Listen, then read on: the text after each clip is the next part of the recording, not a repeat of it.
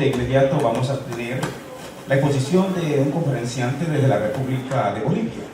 Él es el doctor Ricardo Rivera, jurista boliviano, ponente en el primer Congreso Internacional de Derechos Humanos y Constitucionales en Latinoamérica. Nos ilustrará en una ponencia el día de hoy titulada La reconstrucción de los derechos fundamentales. Él estudió en la Universidad Mayor de San Simón, docente de Filosofía Jurídica, Derecho Constitucional y Argumentación Jurídica. Es miembro de la Red Profesionales Abogados por Derechos Humanos, expositor a nivel internacional. Recibamos con un fortísimo aplauso al doctor Ricardo Rivera.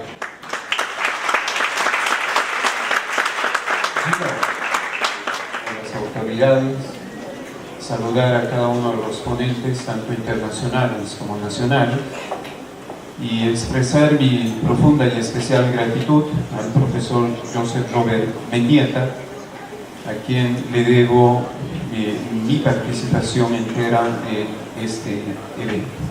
Muy bien, voy a iniciar con algo de timidez debido a que se me estaría dando la primera palabra para poder intervenir en estos 25 minutos y se me está delegando una altísima responsabilidad.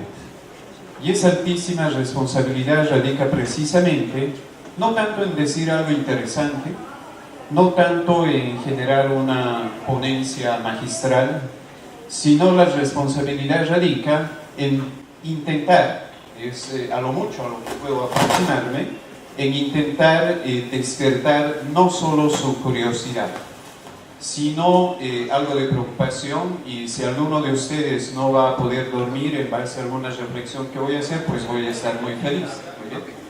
Y esperemos que aquello pueda replicarse en cada una de las siguientes ponencias, que de hecho van a ser magistrales con excepción de la mía. En este sentido, voy a conversar sobre un asunto altamente conceptual y teórico. Claro que voy a acompañar con algo de dogmática para no pecar de un ponente somnífero, ya que a los 10 minutos cuidado los tengan durmiendo. Y voy a dedicarme a esto de reconstruir a los derechos fundamentales. Recuerdo muy bien que Neftalí Ricardo Reyes Basualdo apuntaba lo siguiente, pero realizaba un apunte muy hermoso, pero cuando nos explican esos apuntes deja de ser hermoso. Es hermoso precisamente porque Neftalí Ricardo Reyes Basualdo, más conocido como Pablo Neruda, nos presenta sus apuntes a manera de versos, y quisiera recordar esto con ustedes. Él decía que señalando a una dama o dirigiéndose a una dama, él señala: no te amo como si fueras rosa de sal, topacio o flecha de claveles que propagan el fuego. Te amo como se aman ciertas cosas oscuras, secretamente, entre la sombra y el alma. Ese mismo año en que escribía esto Pablo Neruda, resulta que Nietzsche señalaba que existe algo que se llama ser, y por otro lado a Heidegger se escuchaba diciendo: existe algo que se llama nada. Y por otro lado, en Francia, Sartre señalaba: Dios ha muerto. Y en otro lado, en la Plaza Roja, un sujeto detestable desde ya señalaba: debemos generar la raza pura. Y resulta que para condensar todos esos cuadros, que por cierto estuvimos discutiendo con el maestro Lozano, ¿qué estamos viendo acá y con qué nos encontramos? Son todas esas perspectivas, y todas esas perspectivas lo resumió formidablemente Soren Kierkegaard. que él señalaba que el hombre tiene tanta belleza como atrocidad por dentro. Ahora, este primer poema, que es el soneto 25 de los 100 sonetos de amor de Neruda, por otro lado la filosofía existencialista presentada por Kierkegaard, por otro lado la filosofía materialista y demasiado y absurdamente realista presentada por Sartre, son posibles solo a partir de la reconstrucción de los derechos fundamentales. Sostengo esta tesis en base a 3 postulados. Solo voy a dedicarme a conversar sobre 3 postulados. ¿Qué implica esto de reconstruir los derechos fundamentales? Fabulosamente abrían la presentación de este magnífico evento señalando que es importante que se respeten los derechos y es muy importante que las autoridades garanticen nuestros derechos, pero la pregunta de fondo es: ¿y qué son los derechos fundamentales? ¿Alguien tiene idea de cómo se conceptualizan los derechos fundamentales? Y si ese alguien que tiene idea de cómo se conceptualizan los derechos fundamentales plantea un adecuado mecanismo para poner en movimiento ese concepto de derecho fundamental, y si teniendo la idea del concepto de derecho fundamental y tenemos el mecanismo, ¿cómo deben razonar los jueces en base a esa concepción y ese mecanismo? Y eso involucra una altísima demanda de reconstruir los derechos fundamentales. ¿Reconstruir a partir de qué? A partir de que los derechos fundamentales no son normas. Los derechos fundamentales no deben ser comprendidos como reglas. Y esto involucra meterme en un terreno altísimamente pantanoso. ¿Debido a qué? Debido a que debo sostener que debemos abandonar el positivismo jurídico para poder realizar una adecuada reconstrucción de los derechos fundamentales. Y acá van mis 3 tesis para sostener esa afirmación. Primero, la reconstrucción de los derechos fundamentales a partir de 3 amplios panoramas. 1. La concepción misma de los derechos fundamentales. 2. El razonamiento jurídico que involucra reconstruir los derechos fundamentales. Y 3. La teoría del derecho que demanda la reconstrucción de los derechos fundamentales. Y resulta que esta reconstrucción de los derechos fundamentales, en el ámbito conceptual, entiende que los derechos no deben entenderse como normas a manera de reglas, sino deben entenderse como mandatos a optimizarse. Como mandatos a optimizarse. ¿Eso qué implica? Que los derechos fundamentales se entienden, deben reconstruirse conceptualmente a partir de que los derechos se presentan a manera de principios. Principios que son en el fondo, semánticamente, mandatos. Son mandatos.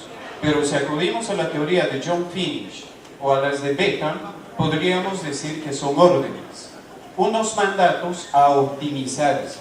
Unos mandatos, como decía el profesor de Kiel, Robert Alexi, mandatos de optimización. Y la optimización de esos mandatos debe ser posible a partir de la realidad del estado donde se pretenda optimizar ese mandato.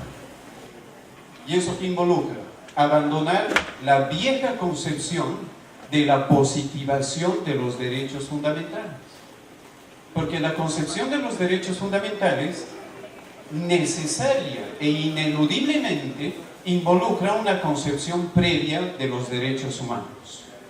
Y los derechos humanos se conceptualizan clásicamente como el conjunto de facultades, potestades o prerrogativas innatas a todo ser humano. Y eso de innato involucra que basta acreditar la titularidad de ser humano y pues ya tienes los derechos humanos.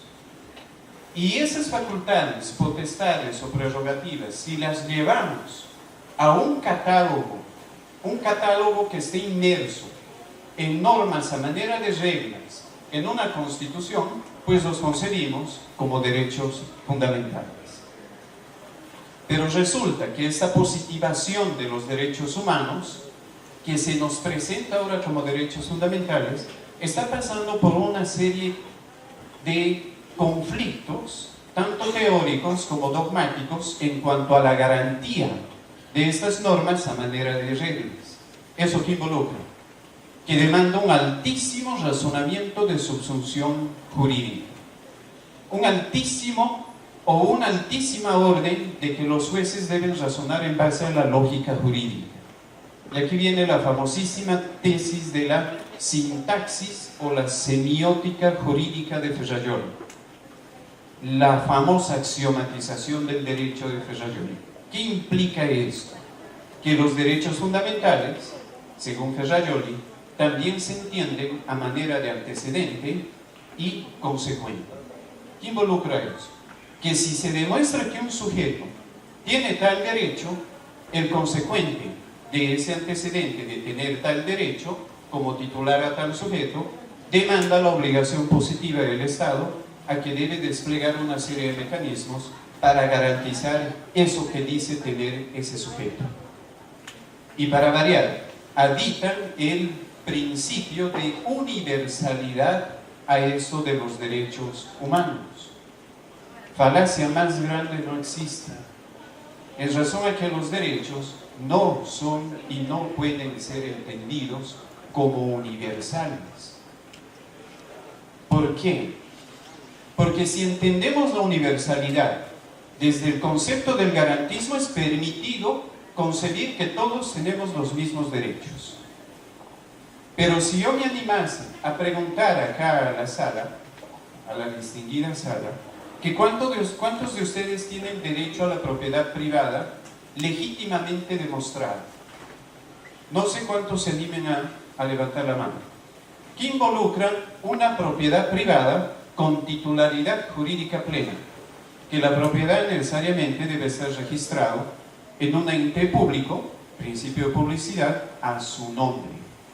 No a nombre de papá, a nombre del esposo o a nombre de alguien, sino a nombre suyo. Y eso involucra que tienen la titularidad de ese derecho. Y no sé cuántos tengan ese derecho. Pero la Constitución manda que todos tenemos el derecho a la propiedad privada. Pero resulta que si pretendemos llevar a tribunales judiciales la exigencia o la materialización del derecho a la propiedad privada, pues resulta que no somos titulares. Pero alguien nos dijo que los derechos son universales. Vayamos con otro derecho. Y esta respuesta es obvia. Existen derechos de colectivos débiles. Ferrajoli le llama derechos y garantías la ley del más débil. ¿Qué involucra esto? Que existen ciertos derechos que tienen como titular a un colectivo débil. Y la pregunta es, ¿cuántos de nosotros pertenecemos a ese colectivo débil? Llamado pueblo indígena, niño, niña, adolescentes, privados de libertad, adultos mayores. O la comunidad trans. Yo creo que muy pocos van a señalar aquello.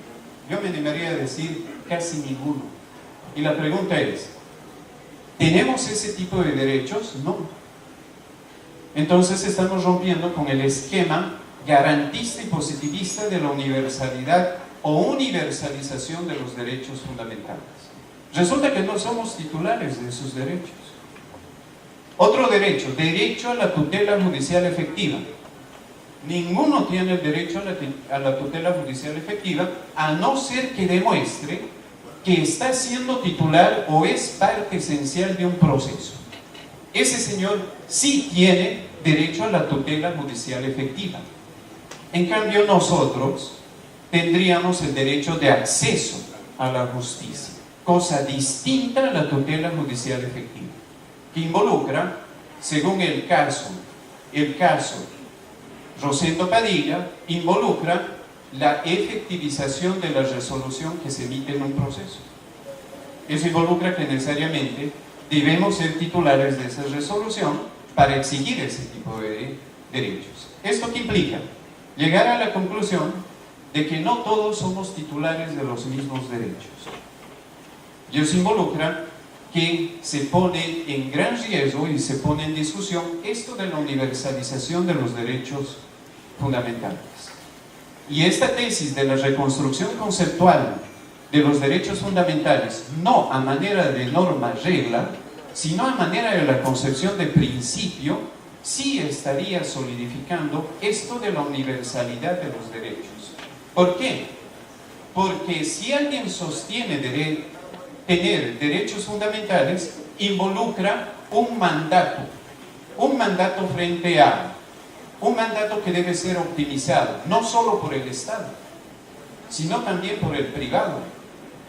Ese mandato optimizarse que se llama intimidad. En la intimidad, créanme que no solo se enfrenta al Estado, sino básicamente al privado. Y ese privado debe optimizar ese mandato. ¿Por qué? Por el solo hecho de que todos nosotros tenemos un margen mínimo o una esfera de intimidad. Eso involucra la reconstrucción en el ámbito conceptual de los derechos fundamentales.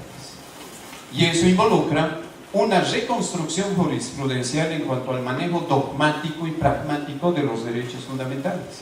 Realmente se están optimizando los derechos.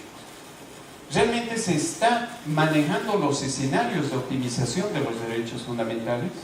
Cuando resulta que le dan mayor presupuesto a las Fuerzas Armadas o a un ministerio versus un mandato que están ejerciendo ustedes, que es el derecho a la educación. Recibe mayor presupuesto, ellos, versus un mandato que es importantísimo, la educación. ¿Existen las posibilidades realmente de optimizar este mandato? Sí, pero la concepción que manejan las autoridades es equivocadísima. Prefieren optimizar otro tipo de mandatos versus los mandatos realmente esenciales. Pero esto encuentra respuesta inmediata ¿en quiénes? En los grandes maestros que son Ferrajoli, Juan Antonio García Amado y sobre todo en la Argentina con Eugenio Bulligin. Ellos demandan que si entendemos los derechos fundamentales a manera semántica o conceptual como mandatos de optimización, lo que no es otra cosa que entender como principios, estaríamos entrando en una sobreconstitucionalización. ¿Qué involucra aquello? Que el contenido de esos derechos sería altamente de interpretación constitucional que se vería reflejado en las sentencias de la Corte Constitucional Ecuatoriana o el Tribunal Constitucional Boliviano o la Corte Constitucional muy respetadísima colombiana.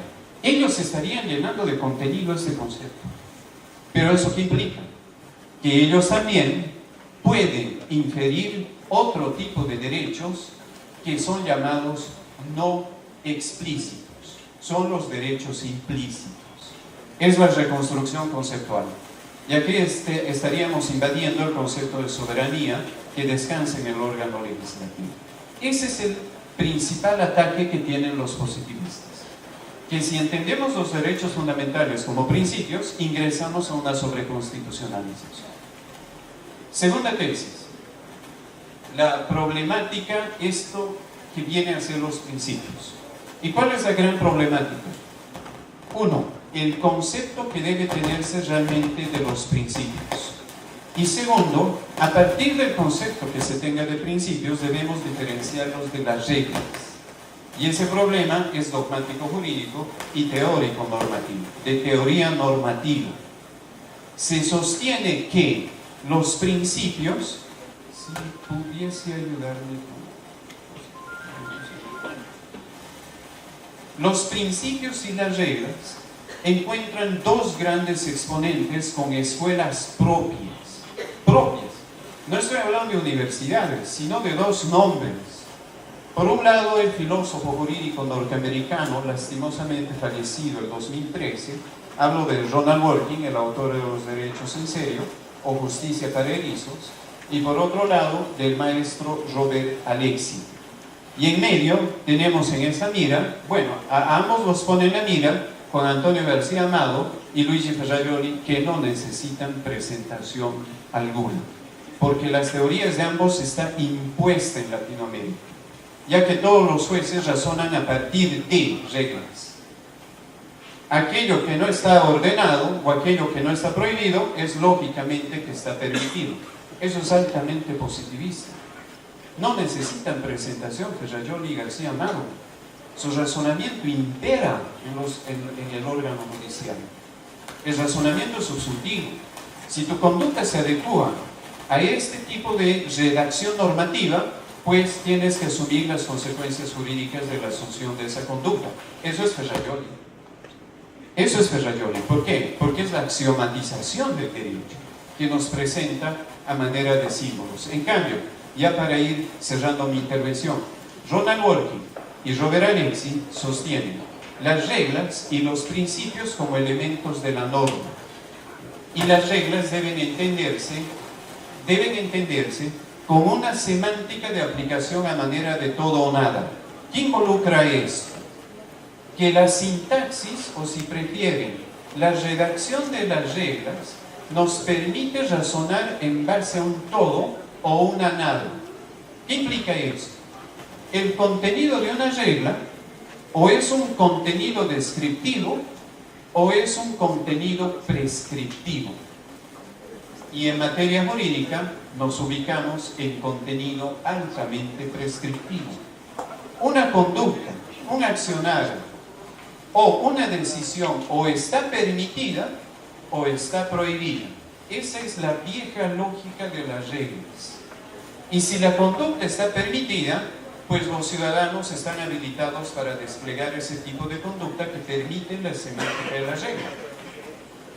Y en cambio, si la conducta está prohibida y tiene una consecuencia jurídica, todo aquel sujeto destinatario de la regla que adecua a su conducta aquello que está prohibido, también debe admitir la consecuencia de aquello que ha desplegado como prohibido. Y razonar en base a reglas involucra razonar en función a la lógica jurídica. Y nos ubicamos con las premisas de norma, las premisas normativas. Y el problema viene a ser la premisa fáctica, es decir, el conflicto que puede ser calificado como estrictamente jurídico, es decir, aquella conducta que está permitida o está prohibida. Y a partir de una inferencia que solo los abogados pueden realizar, pero según Aristóteles todos razonamos en las inferencias, resulta que esa inferencia nos permite pasar de la premisa de norma a la premisa fáctica y a llegar a una conclusión. Si yo les dijese que en un viaje se accidenta toda la familia y fruto de aquello muere primero la madre, después fallece el hijo mayor, cuyo hijo mayor tiene otros 2 hijos, y al final fallece el padre y el hijo menor. Y el hijo menor también tiene 3 hijos que están con vida. La pregunta es, ¿qué harían como abogados? Distribuir el patrimonio.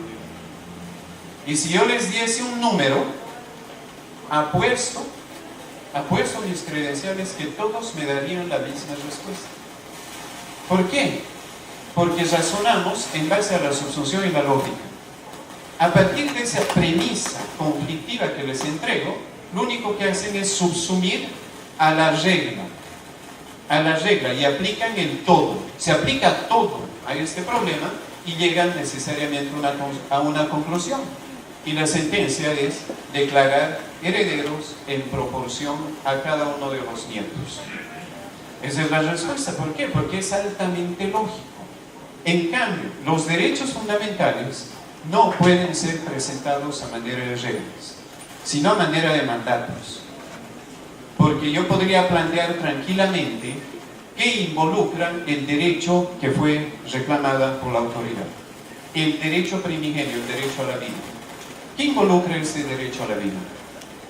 Si uno aplica filosofía jurídica, la vida involucra una titularidad absoluta, una defensa férrea de la vida. Y esa defensa férrea involucra también preguntarse a que si el titular de este derecho está habilitado para disponer de este mismo derecho. Y la discusión va por otro lado. No tenemos una regla que nos dé una respuesta a esa pregunta. Hablamos de eutanasia.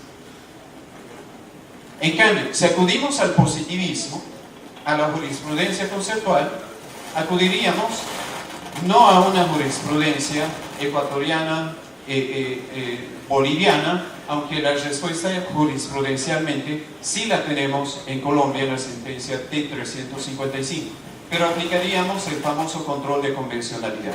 ¿Y la respuesta dónde está? El caso Artavía Murillo versus Costa Rica. ¿Quién es el titular del derecho a la vida, según Artavía? Fatídicamente, el óvulo que ha sido incubado en el útero. Él tiene el derecho a la vida. Listo, la concepción, el concepto o la conceptualización del derecho a la vida a partir de la concepción fue derrumbado por la Corte Interamericana. La pregunta es, ¿será razonable aplicar control de convencionalidad a partir de Artavía Murillo? Cuando los códigos civiles, todos en Latinoamérica, son inconvencionales. Porque hemos entendido que al que está por nacer se lo considera nacido para todo lo que le pueda favorecer. ¿Y quién está por nacer?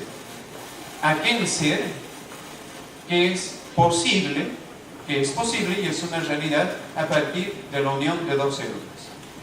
Pero la Corte Interamericana nos bajó el concepto. Ahí tienen el positivismo jurídico. En cambio, si entendemos el derecho a la vida como mandato, debemos optimizar ese mandato que es vida. ¿A partir de qué? A partir del debate. Empecemos a idear o empecemos a rebuscar qué estamos entendiendo por derechos fundamentales. ¿Cómo debe razonar el órgano judicial con derechos fundamentales? Cuando la conclusión es que las sentencias, y cuando uno va a una audiencia o un juzgado, en esos juzgados o en esas audiencias, los jueces deben darnos lecciones diarias de cómo se respetan los derechos fundamentales. Pero resulta que una de las máximas lecciones ha sido dado de baja.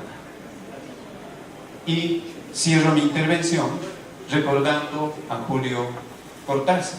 Y en Julio Cortázar, me encanta esta frase, él señalaba que uno le debe parte o gran parte de la felicidad y la desdicha en la vida al hecho de no dar por sentadas todas aquellas cosas que nos son presentables.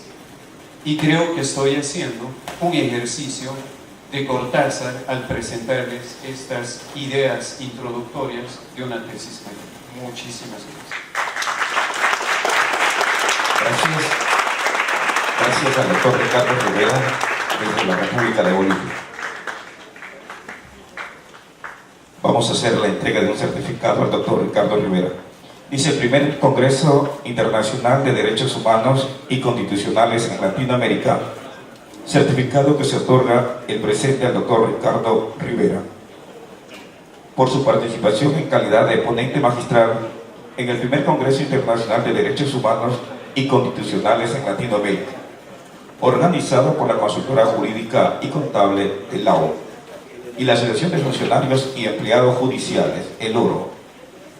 Asociación de Funcionarios Judiciales, el ORO, el mismo que se desarrolló del 10 al 13 de octubre del 2018 en el Salón Auditorio de la Corte Provincial de Justicia de El Oro, Machala, 13 de octubre del 2018.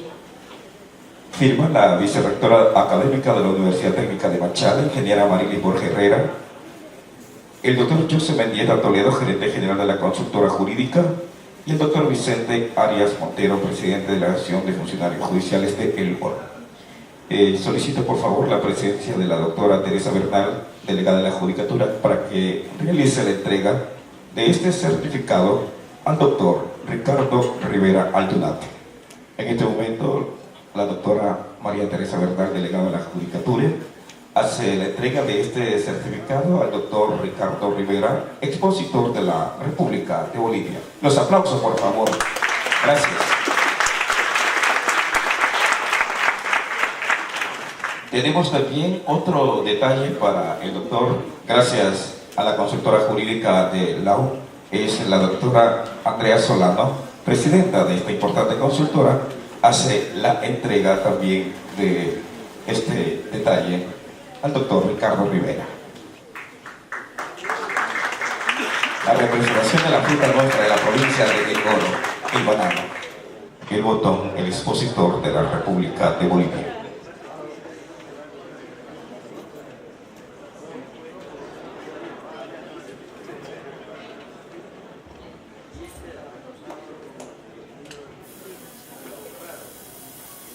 aplauso, sí, por favor.